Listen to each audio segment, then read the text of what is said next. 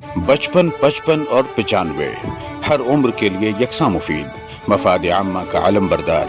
जरूर सब्सक्राइब करें, लाइक करें, शेयर करें और बेल आइकन प्रेस करना न भूलें।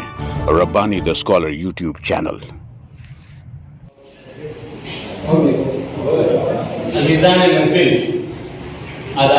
नसरी अदब की माहाना नशीब के साथ आइए मैं हमारे आज के सत्र मोहतरम अब्दाल अंसारी साहब को मैं दस करता हूँ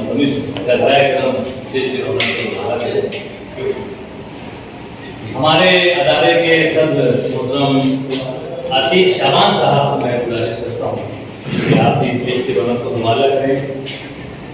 जलगांव आकाशवाणी के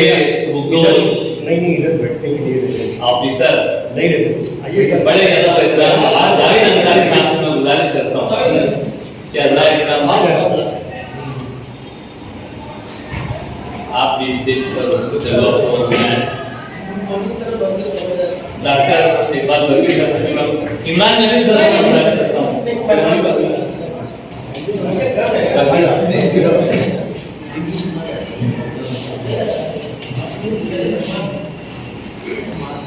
अल्हम्दुलिल्लाह सुम्मा अल्हम्दुलिल्लाह,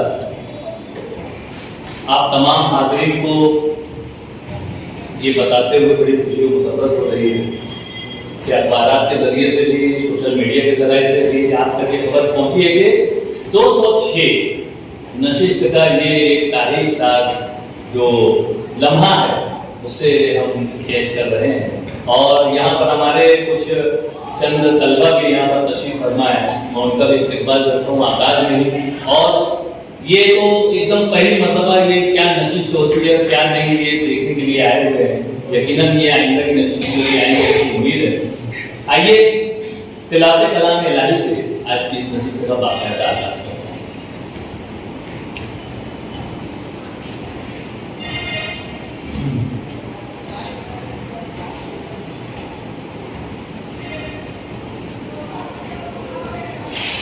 أعوذ بالله من الشيطان الرجيم بسم الله الرحمن الرحيم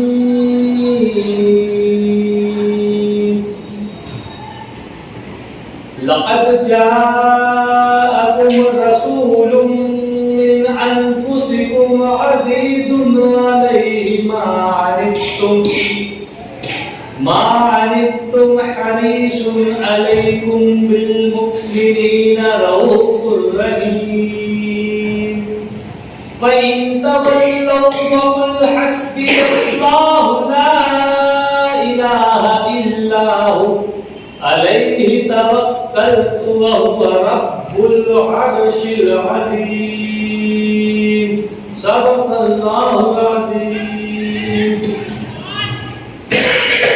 हमारी ऐसा रिवायत के मुताबिक तिलावत कलाम पाक से आज इस नसीब का बाकायदा आगाज हुआ। जैसा कि अखबारात के जरिए से, सोशल मीडिया और फोन के रास्तों से आप तक ये खबर पहुंची है कि आज की इस नसीब की सदारत हमारे अपने ही शहर की मारूफ शख्सियत मालिक मुस्तफा कॉर्पोरेशन के एक फाल मुदर्रिस और अफसाना कहानी और नसरी अदब पर एक बेहतरीन निगाह रखने वाली शख्सियत, बिलखुसूस अफसानों पर अपने दोरस तबसरों से अपने मुनफरिद शनाख्त बनाने वाली शख्सियत मोहतरम अब्दाल अंसारी साहब जो है वो हमारे आज की इस नशिस्त की सदारत फरमा रहे हैं। मैं आपका इस्तेकबाल करता हूँ और आपसे इजाज़त तलब करता हूँ कि नशिस्त की कार्रवाई को मज़ीद आगे की तरफ ले जाने की इजाज़त हमारा करना है। शुक्रिया सर।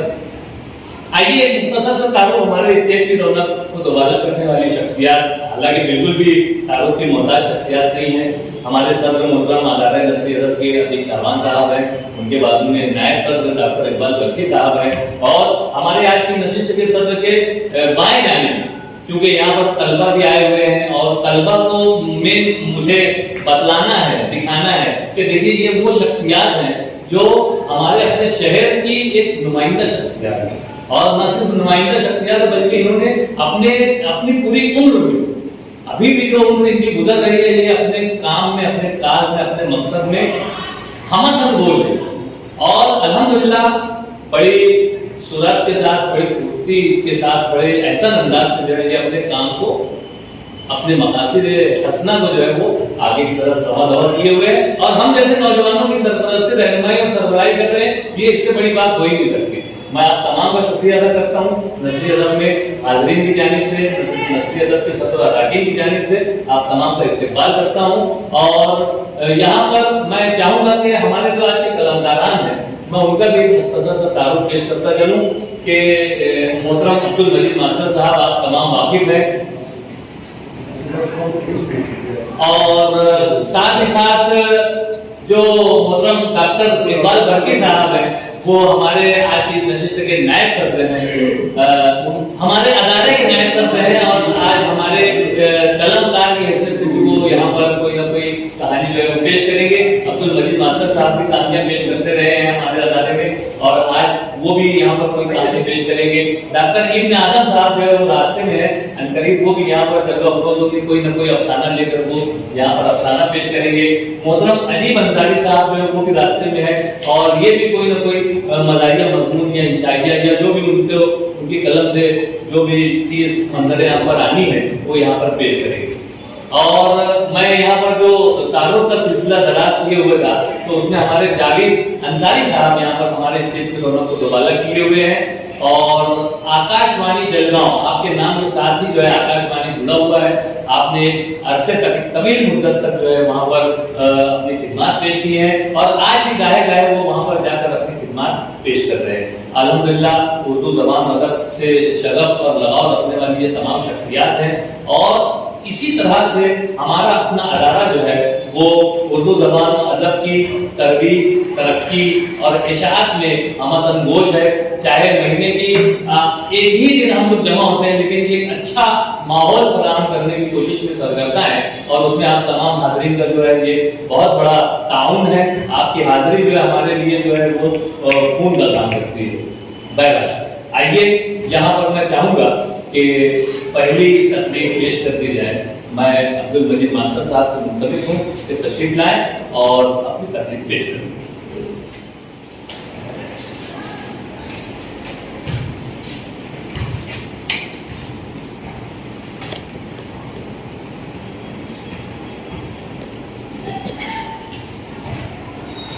कहानी का उन्वान है जादू करने की शरारत। कोरसान की सल्तनत का शहजादा जरगुल एक बेवकूफ लड़का था। उसके बदले उसकी बहन नौसिया बहुत अक्लमंद लड़की थी। एक दिन वो बादशाह से कहने लगे, अब्बा हुजूर, अपना जरगुल इतना सादा क्यों है? ऐसा ही रहा तो ये आगे चलकर सल्तनत का कारोबार कैसे संभालेगा?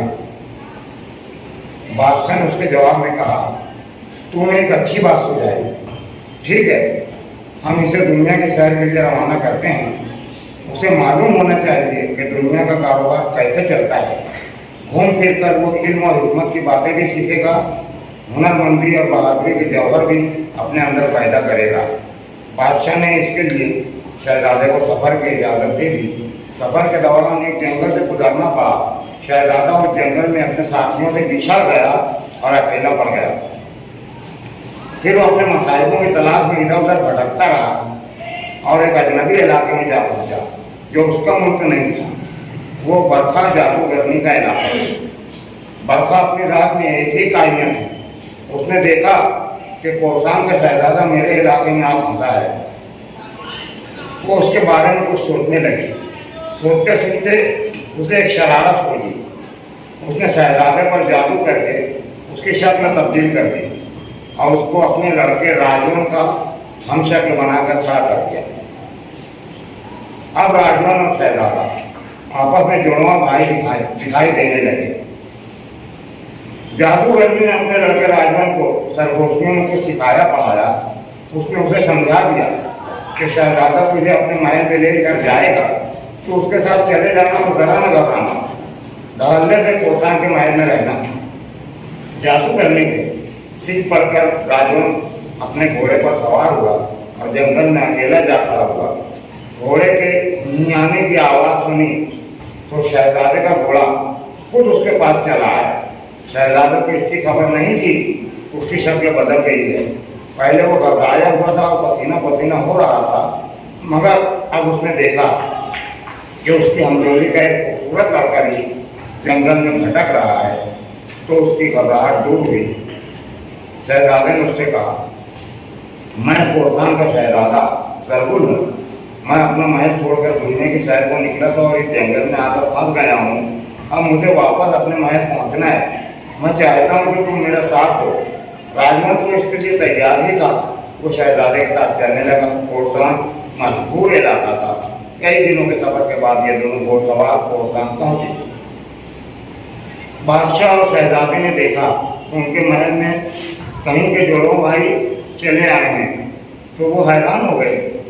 इससे ज्यादा हैरत उस वक्त हुई जब शहजादा दौड़कर अपने बाप के पास गया और माजरत के साथ कहने लगा, अब्बा हुजूर, हम दुनिया देखने के लिए निकले थे, मगर फिर हम भटक कर अपने साथियों से दूर हो गए। गुम्बी, सोहराब, सिमरान सब के सब न जाने कहाँ गुम हो गए और हम इस गरीब के देश में पहुँच गए। फिर इस लड़के ने हमारा साथ दिया और हमें वापस अपनी जगह पहुँचा दिया है। शहजादा उस दूसरे लड़के की शक्ल में तो था, मगर वो शहजादे की तरह ही बातें कर रहा था।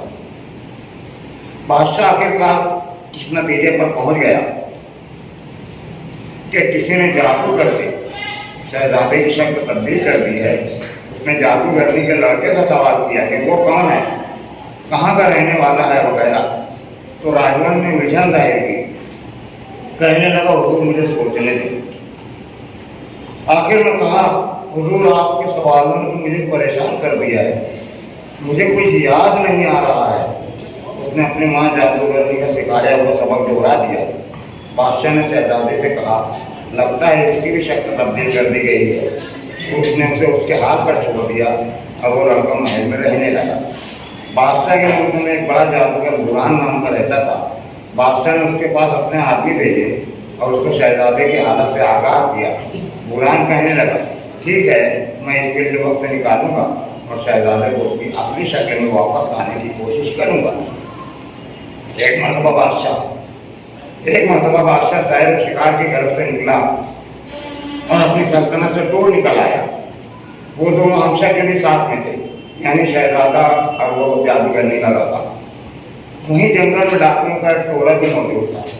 एक डाकू ने इन दोनों लड़कों को देख लिया था कि बड़े खूबसूरत जुड़वा भाई हैं, बिल्कुल शहजादों की तरह दिखाई देते हैं।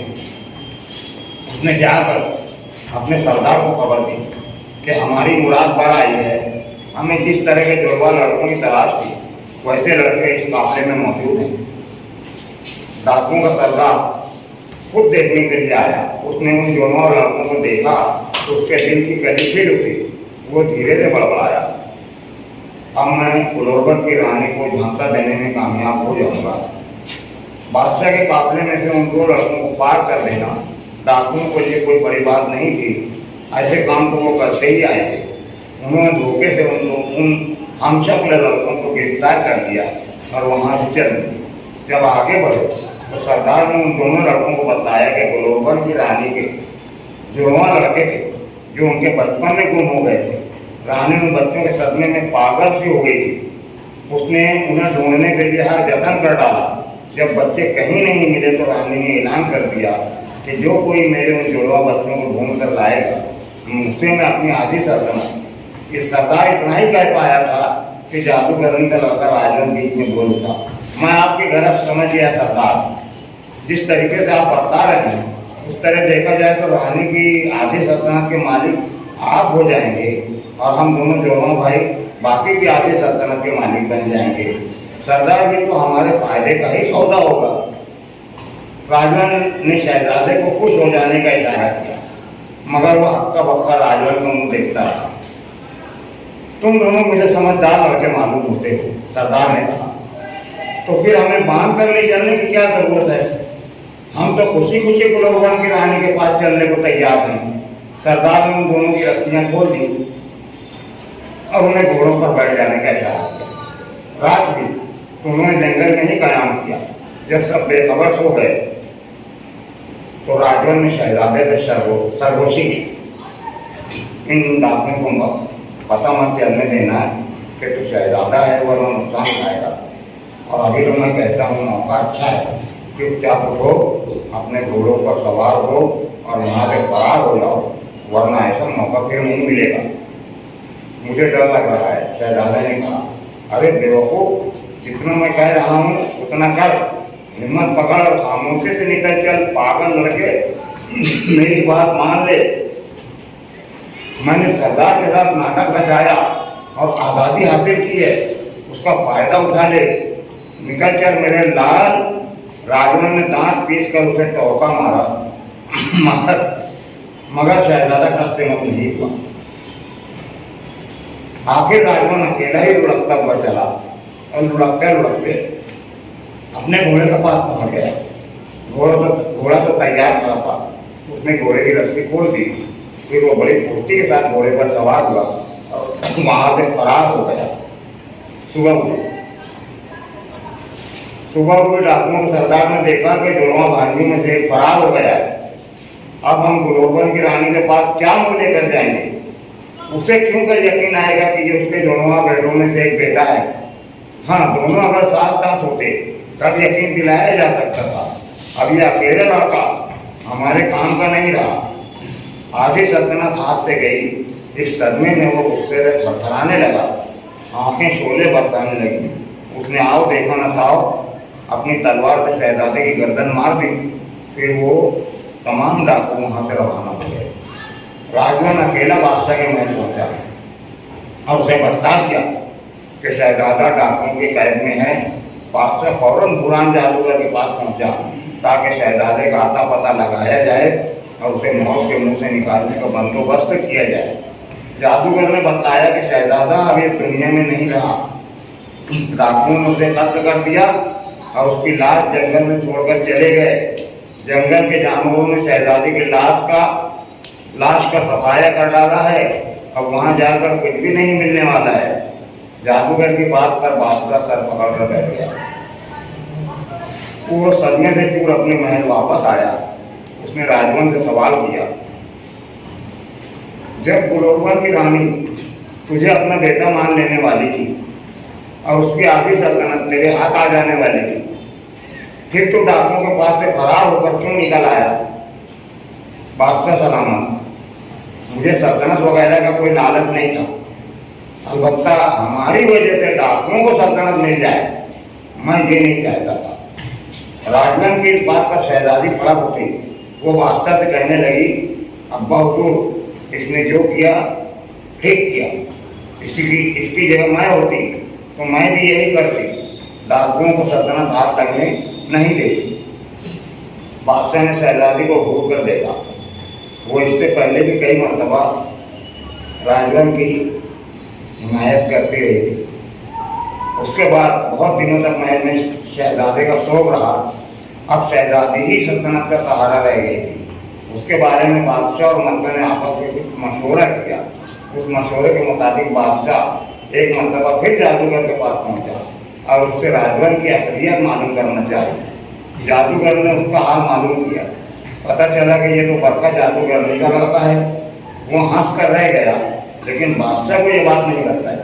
फकत इतना कहा कि उसकी शक्ल सूरत असली है, जादुई नहीं है। फिर बादशाह ने राजवन के साथ अपनी बेटी की शादी कर दी और तख्तदार बेटी और दामाद के हवाले कर दिया। जादूगरनी भी देर बदल कर कोसान चली आई। वो आकर महल में रहने लगी। राजवन ने किसी को ये बात नहीं बताई कि वो जादूगरनी का बेटा है। अब्दुल मजीद मास्टर साहब अपनी कहानी पेश कर रहे थे। इस पर जो साहबान भी तबसरा करना चाहे नहीं जाते। क्या अनुमान था? जादूगरनी की शरारत, इस उन्वान से अपनी कहानी पेश कर रहे थे अब्दुल मजीद मास्टर साहब। पर जो साहबान भी तबसरा करना चाहें। कहानी में जो नाम है वो हस्बे आदत वही है, नाम है इतना समझ में आता है क्या वो नहीं समझ में आता। दूसरी चीज़ कि ऐसा महसूस हो रहा है कि कलमकार जो है वो जादू की तबलीग कर रहे हैं, जादू सीख करके या जादू के ज़रिए से चेहरा बदल करके लोगों को धोखा दे करके झूठ बोल करके सल्तनत जैसी चीज़ को पर कब्जा किया जा सकता है। जैसा कि वो जादूगरनी ने अपने लड़के का भेष तब्दील किया, उसको शहजादे का शक्ल बनाया और बादशाह जो है वो धोखा खा गया और उसको अपनी बेटी जो है रिया दी, उसके साथ में उसको अपना दामाद बना लिया और जादूगरनी भी आकर के रहने लगी।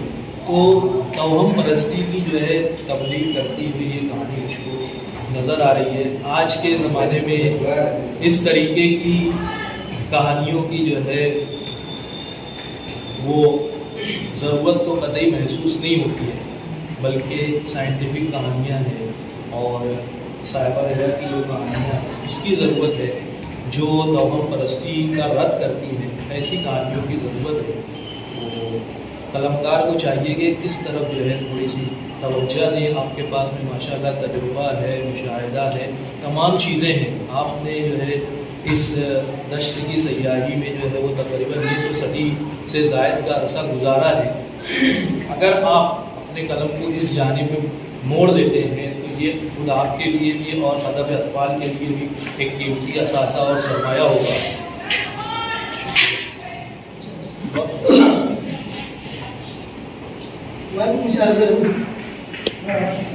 है ना, इजाज़त है। देखो, हर कहानी में जो हम लिखते हैं तो उसमें एक मुस्बत पहलू होता है। इन्होंने जो हिसाब से कहानी बुनी है, इन्हें बुराई को हावी कर दिया है, जिता दिया जिसको, है ना। वो जादूगरनी जो रहती है वो इन्हें अपने मकसद में कामयाब हो जाए, जबकि तकरीबन मैं समझता हूँ ज़्यादातर बहुत ही कम ऐसी कहानियाँ होती हैं। ज़्यादातर कहानी ये रहती है कि बुरे का बुरा अंजाम, है ना। दूसरी बात, इन्होंने बहुत सफाकी से एक शहजादे को कत्ल कर दिया, तो राइटर जरा सा उस पर बहुत वो करता है, एकदम मुझे कोई बात ही नहीं है, शहजादे को कत्ल कर दिया और जो हो गया, तो जरा इस पर ध्यान रखना चाहिए। बस नहीं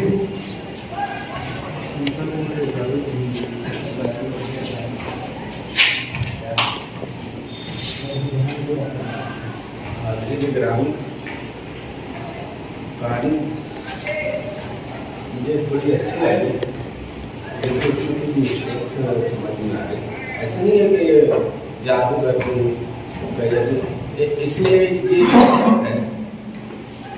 कि अगर पहले तो जो दूसरा जादूगर वो ये बताता है कि ये शक्ल असली है, अब वो क्या शरारत की है मुझे अनुमान अलग ही लगा कहानी से हटकर। और दूसरी बात ये कि वो एक जगह लिखा है कि वो शहजादी भड़कती है, तो उसको भड़कना नहीं लिखना चाहिए था, भड़कती है। हाँ, तो शहजादी ये इसकी बात सुनकर भड़क गई। हाँ, तो ऐसा नहीं, वो उसकी तारीफ में बोलने लगी, क्योंकि वो लड़के की तारीफ में बोलती है कि अगर मैं होती तो मैं भी यही करती, है ना। तो इसमें भड़कने का वो जवाब पैदा नहीं। और दूसरा ये कि वो जो शहजादा जिसका कत्ल कर दिया जाता है, शहजादे उमूमन बहादुर हुआ करते, तो वो जब जंगल में पहली मरतबा जाता है, ये जो जादू करने का लड़का है वो वहाँ पर उसको मिलता है, तो ये किस वजह से शिकार करने गया था। दुनिया की सैर करने के लिए बादशाह ने भेजा। दुनिया की सैर हाँ, दुनिया की सैर के लिए अगर अकेला गया तो ये अकेला नहीं था वो। बाबा क्या कहानी सुनते हो यार, पूरे ग्रुप के साथ का ग्रुप से बिछा गया था। हाँ, उससे वो सारे लड़के किसी से कहते हैं तुम बीच में मत बोलो, तुम बीच में मत बोलो। अब मेरी कहानी पे बोलतान लगाया जाएगा तो मैं बीच में नहीं बोलूंगा। अरे सर, वो जंगल में अकेला था। अकेला नहीं था, वो अपने दुनिया की सैर करने के लिए अपने मुखालिफों के पास गया था और उसे बिछा गया।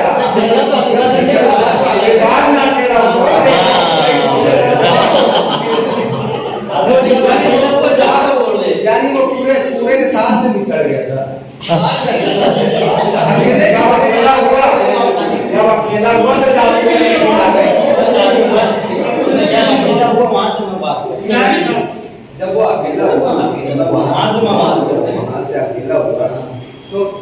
बगैर साज सामान के अकेला हो गया है ना, फिर उसको वो मिला। तो ये ऐसे मतलब वो तो मेरा कहने का असल मकसद ये है कि उसको बहादुर बताना चाहिए था एक शहजादे को, क्योंकि कोई भी हो शहजादा उसको तीर यानी सब सिखाया जाता है। तो ये इनका यानी अब क्या बोलना, मैं भी थोड़ा सा भटक गया।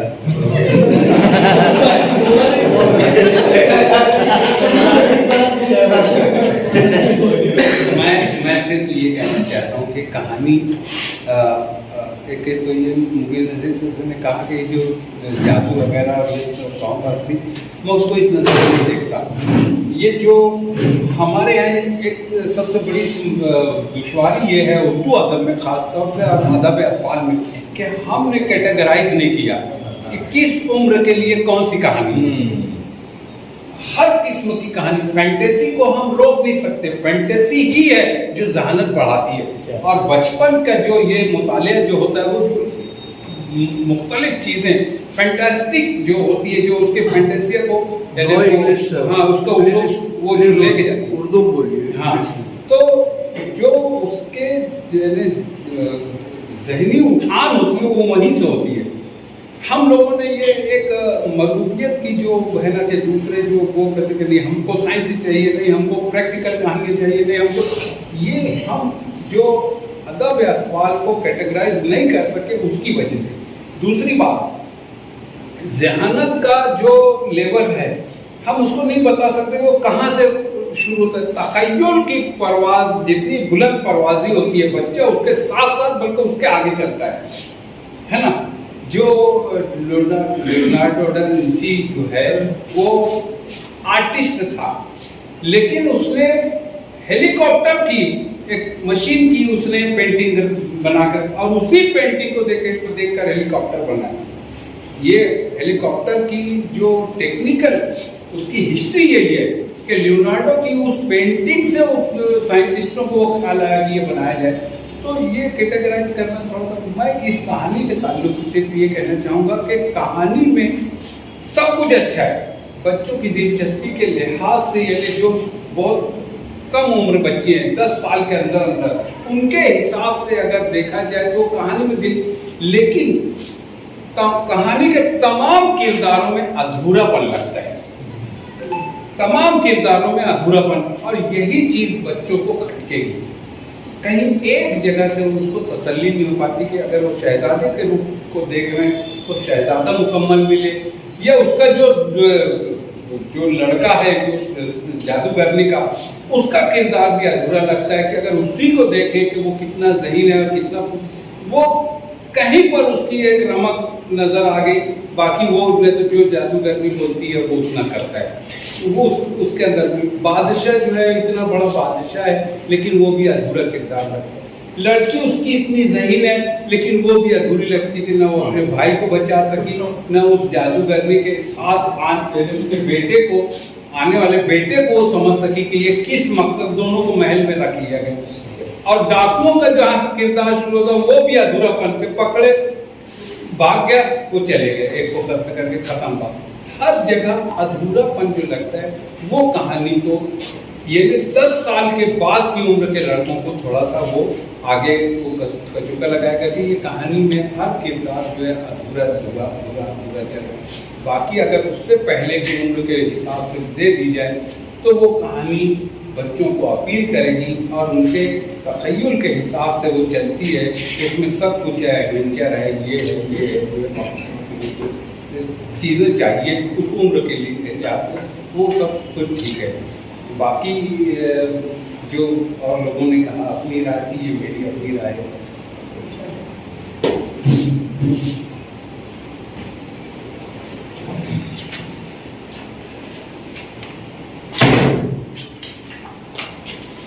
ये अच्छे खासे तबसरे हुए हमारे अब्दुल मजीद मास्टर साहब की कहानी पर।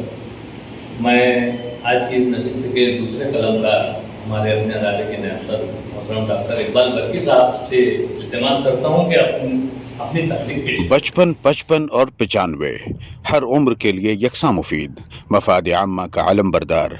ज़रूर सब्सक्राइब करें, लाइक करें, शेयर करें और बेल आइकन प्रेस करना न भूलें। Rabbani the scholar YouTube channel. Rabbani the scholar YouTube channel इल्मी, अदबी, दीनी, मिल्ली, समाजी, सकाफती, तहजीबी, फलाही, तिब्बी, फ़न्नी, माशी, तिजारती, माशरती, इंतज़ामी, इनकलाबी, तहरीकी, तहकीकी, तकनीकी, तफ्तीशी, तामीरी, तालीमी व मालूमाती यूट्यूब चैनल। ज़रूर सब्सक्राइब करें, लाइक करें, शेयर करें और बेल आइकॉन प्रेस करें। Rabbani the scholar YouTube channel.